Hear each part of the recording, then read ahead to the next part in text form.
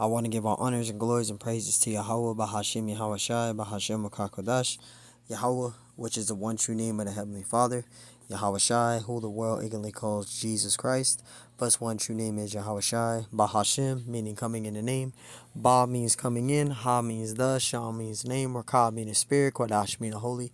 Peace, blessings, salutations to the whole elect. Shalom to you, sincere brothers that are scattered abroad. Push forth this word in truth and sincerity. And shalom to you, sincere sisters that are listening in silence, as the scriptures command you to do so.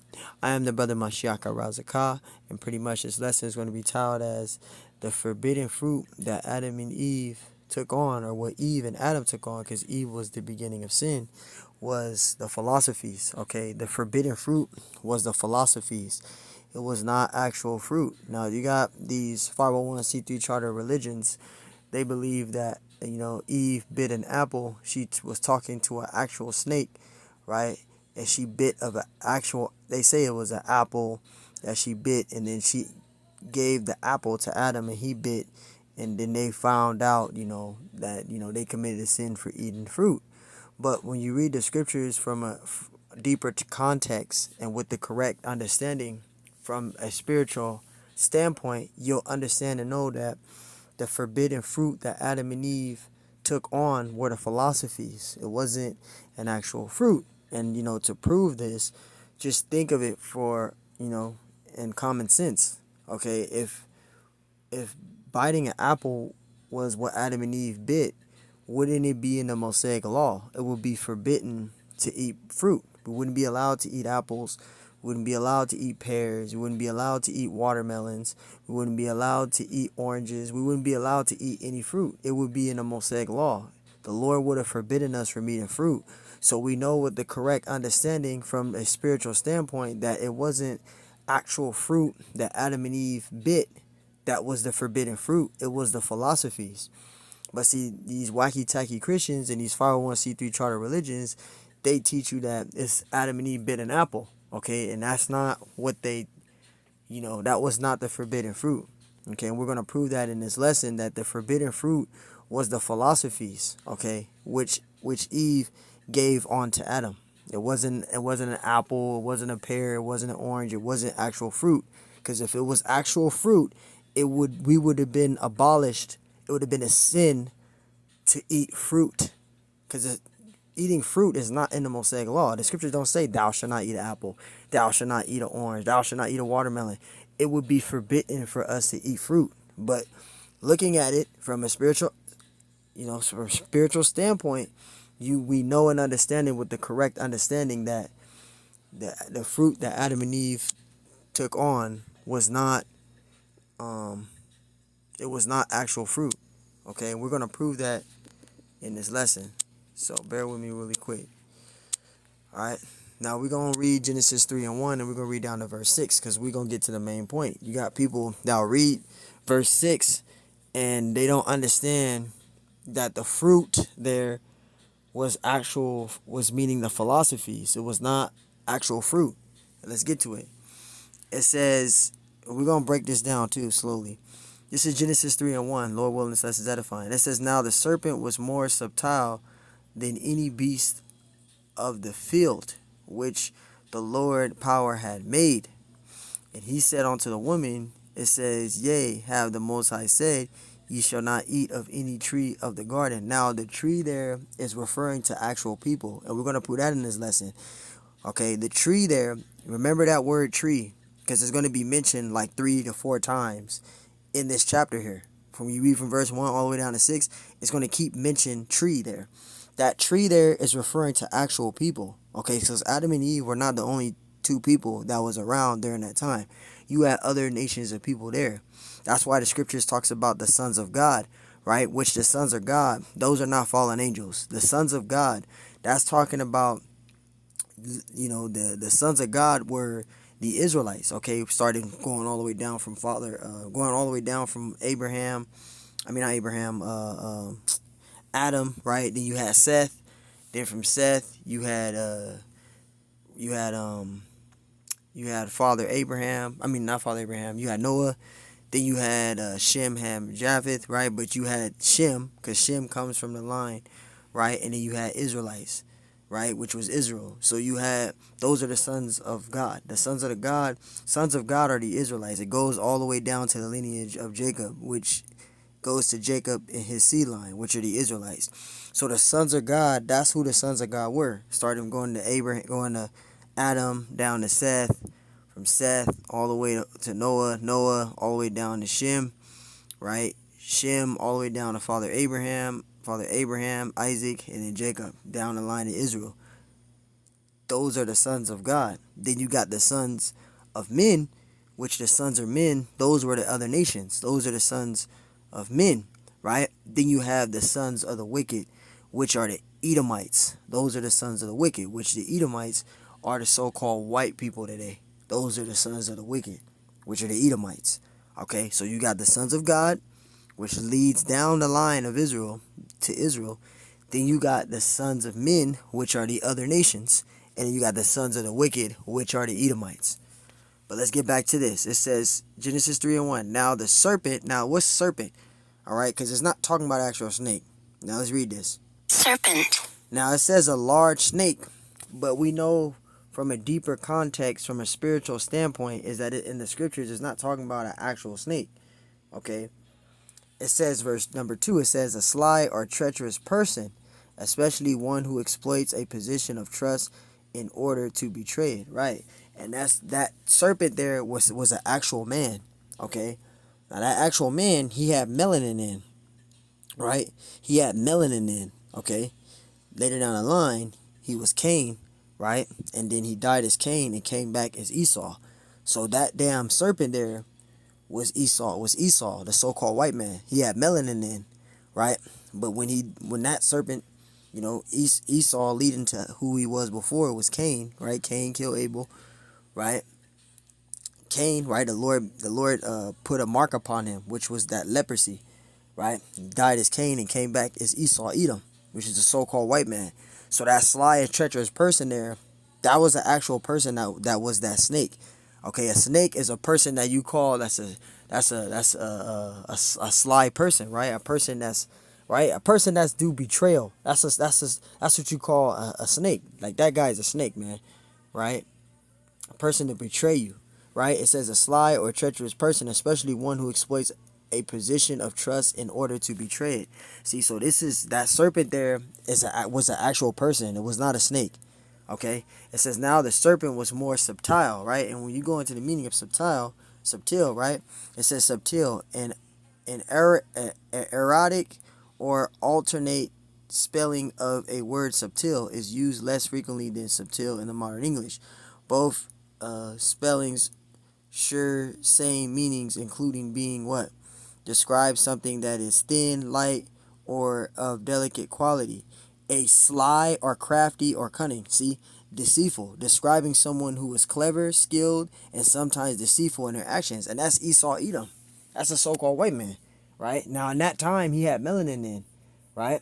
So that serpent there, he was subtle. Right? He was crafty. Right? That's Esau Edom. Right? It was Esau Edom. Now in that time he wasn't called Esau Edom, but that snake was referring to him. He had melanin in, right? It says now the serpent was more subtle than any beast of the field, which the Lord power had made, right? And he said unto the woman, right? Ye have the Most High said, Elohim said, ye shall not eat of every tree of the garden. Now that tree there is referring to people. So remember that word tree. Verse 2. And the woman said unto the serpent, that sly and treacherous person, that crafty person, we may eat of the fruit of the trees of the garden. That's the second time. Verse 3. And the fruit of the tree, that's 3, which is in the midst of the garden, the Most High said, ye shall not eat of it, neither ye shall touch it, lest ye die. It was talking about the philosophies. And those trees there was referring to people. Verse 4. And the serpent said unto the woman, ye shall not, it says, ye shall not surely die. Verse 5. For Elohim do know that in the day ye eat thereof, then your eyes shall be open, and ye shall be as good as gods, knowing good and evil. Now, if you bite fruit, you're not gonna know good and evil. We can eat an apple right now. You ain't gonna know no good and evil, right? But if you're given a philosophy, or if you're given wisdom, right, you're gonna know good and evil, right? You're gonna know the difference between good and evil. If you're given knowledge, right? If you're given knowledge, right? And this is why we're like, for example, the scriptures say, "Mark them which cause division," because you got jakes right now that have forbidden fruit. They eating forbidden fruit. They plowing, which is planting forbidden fruit. A false doctrine is forbidden fruit, right? A philosophy is a forbidden fruit. You got jakes right now that's eating forbidden fruit. They're teaching false doctrine, right? They believe in false doctrine. They're planting within their spirit forbidden fruit. Now, us over here on this end, we teaching 100% truth. So we're planting in our spirit what? Righteous fruit, because we teaching the correct doctrine. We teaching 100% truth. But these other people that's taking on false doctrines and false beliefs, they're planting within their spirit forbidden fruit. And that's what Adam and Eve is doing. They took on forbidden fruit, which was the philosophies. That's what they took on, right? So let's get to the point. And it says, "For Allahim doeth know that in the day ye eat thereof," it says, "then your eyes shall be open, and ye shall be as gods, knowing good and evil." You can buy the apple right now, and it's not going to happen, right? You just eating an apple, right? A fruit ain't going to give you knowledge, man, right? Verse 6, it says, "And when the woman saw that the tree," see, that's 5 times there, "was a good for food," right? "And that it was pleasant to the eyes, and a tree to desire to make one wise." How can you get wise off biting an apple? You can't get wise biting no damn fruit, right? It says, "She took of the fruit thereof," which was the philosophies, "and did eat, and gave also unto her husband with her, and he did eat." Now we're going to prove that those trees there were actual people. Let's prove it. This is Mark 8:24. "And he looked up and said, I see men as trees walking." So when you read in the scriptures of Genesis 3 and you read verse 1 all the way down, and it talks about the trees there, that was referring to people. Adam and Eve were not the only two people on the earth, right? And how we know that is when we read in Genesis, I think it's chapter 2 or verse 1, where it says, "Let us make man in our image," right? Now we know that the scriptures, Yahushua and the angels created, Yahushua and the angels did the creation of the earth, right? But we know also that there was more than one people. There was more than one people there. We know that. Mark 8:24. "And he looked up and said, I see men as trees walking." So there you go. Those trees there was referring to actual people. Adam and Eve were not the only two people on earth. And to prove that too is when after Cain killed Abel, right? The Lord put a mark upon him, right? Which that mark was making him leprous, right? So when he dwelled it and he had a city, he created a city and named it after his son. He had a woman, right? It says he had a wife, right? And then he had a son, right? And he named the city after his son. So that let us know there that there was already people there at the time of Adam and Eve. Adam and Eve were not the only two people, because if there were only two people on the earth, how was Cain able to have a wife and bear a son, right? So there was more than one person there during the time of Adam and Eve. There was already other people there. There was other people there, right? So we proved that point. Now we gotta get some other precepts, because now I said that the forbidden fruit was the philosophies, right? Now listen to this. We're gonna prove that the forbidden fruit were the philosophies. This is Hosea 4:13. It says, "Ye have plowed wickedness." Now when you plow something, you're planting something. If you take on to a false doctrine and you put that within your spirit, now you're planting what? Forbidden fruit. You're planting within your spirit forbidden fruit, which is false doctrine, right? Philosophies, lies, false doctrine. So that's forbidden fruit, right? It says, "Ye have plowed." When you plow something, you're planting something, right? Let's prove it. Plowed. It says, "Of an area of land having had the earth turned up with a plow, especially before sowing," right? "Of a road having been cleared of snow," right? Using snow plow, right? When you plow something, you're planting something. Now let's get it. Plow, right? Plow. It says, "A large farming implement with one or more blades fixed in a frame drawn by a tractor or by animals and used for cutting furrows in the soil," right? "And turning it over." It says, "especially to prepare for the planting of seeds." So when you plow something, you're planting something. So when you take on false doctrines, you're planting within your spirit what? Forbidden fruit. Because you're teaching false doctrine. False doctrine is forbidden fruit. Right? But if you teach 100% truth, you're plowing what? Within your spirit. You're planting righteous fruit. But you got corrupt. The scriptures talk about the corrupt, right? The corrupt fruit. Right? It talks about the corrupt fruit. Mentioned in the scriptures. It talks about watch out for the corrupt fruit. Let me get that, man. Real quick. And we'll come back to that. Let's get that. Right? Let's get that. Oops, I spelled corrupt wrong. Corrupt fruit. See if I can get that precept. It's right here. Listen to this. This is to prove that it talks about the forbidden fruit, the corrupt fruit, right? It says Matthew 7:16. It says, "Ye shall know them by their fruits. Do men gather grapes of thorns of thistles, or figs of thistles?" It says, "Even so, every good tree," right? Every good tree bringeth forth good fruit. And what's that good fruit? Teaching 100% truth, this doctrine, right? That's good fruit. Because what? We're teaching 100% truth. But a corrupt tree, remember, a tree is referring to people.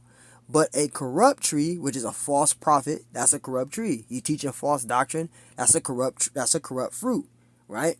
So that tree there is talking about a person. But a corrupt tree bringing forth evil fruit. That's these false prophets teaching false doctrine, right? But you got the good fruit, which the true prophets of the Lord is teaching 100% truth. So we're taking on to the good tree, right? And we're planting within ourselves what? Good fruit, because we're teaching 100% truth. We're teaching correct doctrine. I'm just using that as an example, roughly paraphrasing. But a corrupt tree bringing forth evil fruit, right? These false prophets teaching false doctrine. So if you plow, right, which means planting that false doctrine or corrupt fruit, right? Now you're planting within yourself forbidden fruit, because that's false doctrine. Just roughly paraphrasing for people to get an understanding. So that was what happened with Adam and Eve. They took on forbidden fruit. They took on the philosophies, fruit of lies, which I'm going to get out in a minute. Verse 18, it says, "A good tree cannot bring forth evil fruit." Right. A good tree, right, can't bring forth evil fruit. Why? Because he's teaching, for example, he's teaching the correct doctrine. Right? So you're gonna get good fruit out of that. Right? It says, "Neither can a corrupt tree bringing forth good fruit." Why? Because they teach a false doctrine. If you teach a false doctrine, that's forbidden fruit. If you teaching a philosophy, that's forbidden fruit, because that's not true. That's a lie, right? That's why we take it so seriously when it comes to this ministry.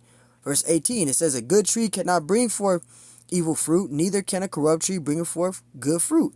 Verse 19, "Every tree that bringeth not forth good fruit is hewn down and cast into the fire." You're going to be destroyed. That's why we say, you teaching false doctrine, you're going to be destroyed for that. Just roughly paraphrasing. "Wherefore by their fruits ye shall know them." And this is why we measure them, which cause division. Because if you teach a false doctrine, we're going to know that they're going off. That's false doctrine. You're planting forbidden fruit, and you're bringing out forbidden fruit, false doctrine. All right, now getting back to this. So that proves what the fruit is. Now let's finish this. Hosea 10:13. "Ye have plowed," right, planted wickedness, right? "Ye have reaped iniquity. Ye have eaten the fruit of lies." So that's what Adam and Eve did. They took on the forbidden fruit, the fruit of lies, the philosophies. It wasn't no apple. It wasn't no pear. It wasn't no orange, right? It wasn't no mango. It wasn't actual fruit that they ate. It was the philosophies. "Because thou didst trust in thy way, in the multitude of thy mighty men." So they planted wickedness, right? They took on philosophies. Galatians 6:7, "Be not deceived, the Most High is not mocked, for whatsoever a man soweth, that shall he also reap." And that's what they reaped. They sowed wickedness, they reaped wickedness. That's what caused Adam and Eve to fall. Eve took on the philosophy and gave it on to Adam, and they took on the fruit of lies. That's what caused them to fall like that. Okay? So they sowed wickedness, they reaped it. They wind up reaping it. Job 4:8, "Even as I have seen, they that plow iniquity and sow wickedness reap the same." And that's what happened to Adam and Eve. They took on the philosophies and they wind up reaping it. Right? Because the Lord told them not to eat of any fruit in the garden, which was those philosophies. All right? Matthew 7:16. Ye shall know them by their fruits, your works, your labors.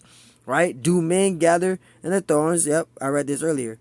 Do men gather grapes in the thorns, or figs of thistles? Right? Even so, every good tree bringeth forth good fruit, but a corrupt tree bringeth forth evil fruit. And a good tree cannot bring forth evil fruit, neither can a corrupt tree bring forth good fruit. Right? They can't. Verse 19. Every tree that bringeth not forth good fruit is hewn down and cast into the fire. Wherefore by their fruits you shall know them. By their fruits, their labors.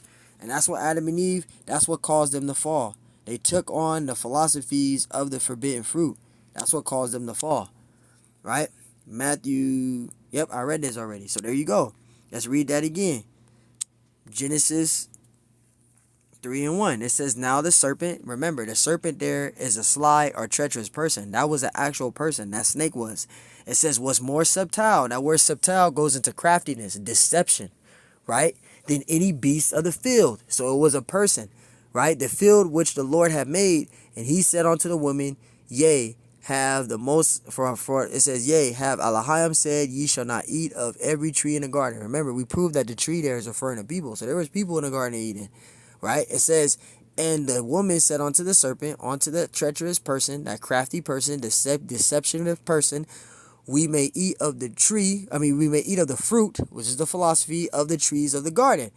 Verse 3, but of the fruit of the tree which is in the midst of the garden, the Most High said, Elohim said, ye shall not eat of it, neither shall ye touch it, lest ye die. He was supposed to take on to the philosophies. Right? Verse 4.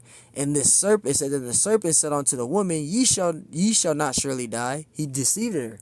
Right? He deceived Eve. Right? Verse 5, it says, for Elohim doeth know that in the day ye eat thereof, then your eyes shall be open, and ye shall be as gods, knowing good and evil. They took on the philosophies. Verse 6, and when the woman saw that the tree was good for food, talking about the philosophies, and that it was pleasant to the eyes, and a tree to be desired to make one wise, she took of the fruit thereof and did eat. She took up those philosophies. She took on those fruit of lies, right? And gave also unto her husband with her, and he did eat. So Adam and Eve sinned because they took on the philosophies. It had nothing to do with eating an apple, a pear, or orange. That's not in the scriptures. Okay, again, if it was talking about actual fruit, why wasn't it in the Mosaic law? And we would be forbidden to eat fruit. We wouldn't be allowed to eat apple, oranges, pears, watermelons. It would be abolished from us from eating. It would be in a law. It would be in the Mosaic law. It would be a sin to eat fruit. And this is what people not understanding. If Adam and Eve bit an apple, it would be a sin to eat fruit. It's not a sin to eat fruit. We eat fruit every day. It would be in the Mosaic law. It's not in the Mosaic law. You can look in the book of Leviticus. You can look at Exodus. It is not in there. They'll say nothing about eating fruit is a sin. It's not in the scriptures. So we know and understand by reading that, we understand and know that it's not talking about actual fruit. It's from a high spiritual standpoint. It's talking about the philosophies, what they took on, which caused them to sin. Not an apple. We eat apples every day. We eat oranges. It would be abolished, man. So wait, Lord willing, that's edifying. I want to give all honors and glories, praise to Yahweh Bashim Hashai Bashim Kakodash. And Lord willing, that's edifying. On to the next one. Shalom.